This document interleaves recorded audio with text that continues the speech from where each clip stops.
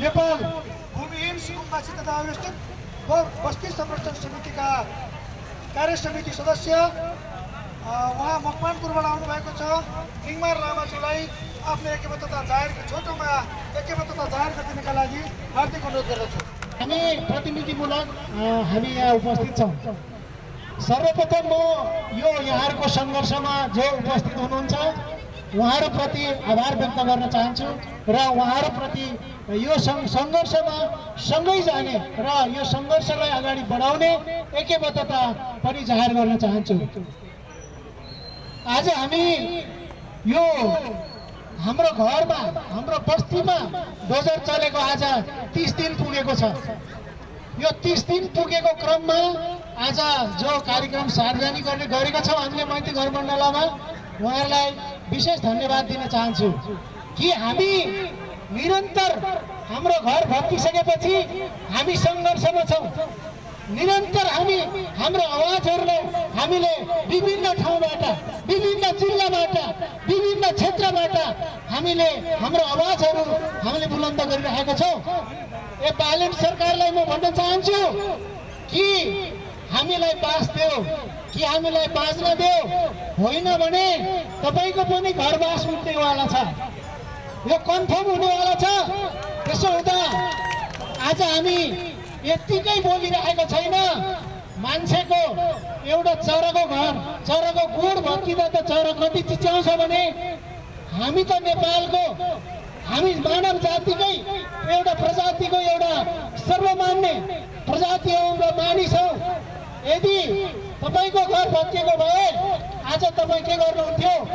यतिखेर खरानी बनाउँथ्यो होला सायद तपाईँले। एउटा आफ्नो श्रीमतीलाई कुनै पनि हस्पिटल लाँदै गर्दाखेरि डिस्टर्ब हुँदाखेरि सिंहदरबार चलाउँछु भन्ने तपाईँ अभिव्यक्ति दिने मान्छेले यदि तपाईँको घर यति भत्केको भए तपाईँ के गर्नुहुन्थ्यो? तपाईँलाई म यो मैत्री घर मण्डलको डबलीबाट म तपाईँलाई यो क्वेसन गर्न चाहन्छु। तपाईँले भन्नुपर्छ, सुकुम्बासी जनताले जवाब दिनुपर्छ।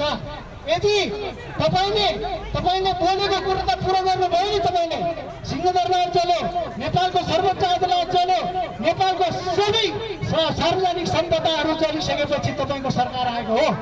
हामीलाई याद छ, यदि हामीलाई यो जसरी चाहिँ अहिले भत्काइरहेको भत्केर जुन व्यवस्थित जुन खालको बिल्डबार बनाएको छ, यो मान्छेहरूलाई यो व्यक्तिहरूलाई जसरी होल्डिङ सेन्टरमा चाहिँ एउटा कैदीको जीवन जसरी थुनेर राखेको छ, एक दिन यो धेरै दिन बाँकी छैन।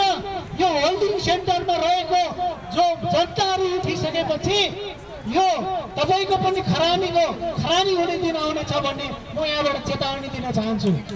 यदि मान्छे जहिले पनि एक ठाउँमा थुनेर बस्न चाहँदैन, यो मान्छे होस् या पंक्षी होस्, तर तपाईँले बुझ्नुहुन्छ यो होल्डिङ सेन्टरको नाममा जसरी मान्छेहरूलाई एउटा कैदी शरीर थुनेर राखेको छ, यो मान्छेहरू बाहिर निक्लेको दिनमा तपाईँले देख्नुहुनेछ के हुन्छ। आज पनि बर्दिवासमा महोत्तरी जिल्लामा जुन खालको चाहिँ तपाईँको वन रक्षाको गाडी चाहिँ चलिरहेको छ, यो गाडी मात्रै चल्नेवाला छैन। यो आज 30 दिन पुगेको छ। यो 30 दिन अझ दिन परिक्रमण बढ्नेवाला छ। दिन प्रतिदिन गाडी चल्नेवाला छ। दिन प्रतिदिन चाहिँ आन्दोलन उठ्नेवाला छ। हामी चुप लागेर बस्नेवाला छैन। हामी देशैभरि हामी जिल्लामा टोलमा हामी सङ्गठित भएको छौँ। सबै यो सङ्गठन हामी एकताबद्ध गरेर हामी एउटै मोर्चा भएर अब उभिएर तिम्रो दिनगन्ती हामी सुरु गर्नेवाला छ। त्यस कारणले भन्न चाहन्छु, सचिनुहोस्, जुन ठाउँमा बसोबास गरेको छ संविधानको धाराहरू पढ्नुहोस्, संविधान हेर्नुहोस्।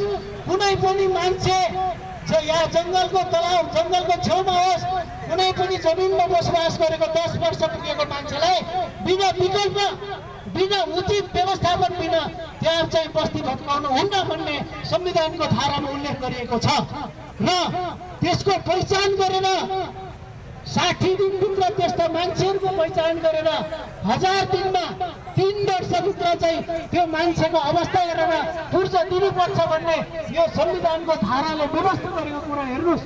तर यसरी आन्दोलन यसरी आफ्नो अनुकूलतामा डोजर मात्रै ल्याउनु हो भने एक दिन जनताको डोजर तपाईँको घरमा पनि चल्नेवाला छ। यो म भन्न चाहन्छु। यदि मान्छे घरबन्द हामीले यो चेतावनी दिन चाहन्छु। हामी सम्पूर्ण सङ्घर्ष समितिहरू अब एक हो हामी देशभरि आन्दोलनको चाहिँ अनिवार्य सिर्जना गर्ने हाम्रो कार्यकर्तामा सहित आज यो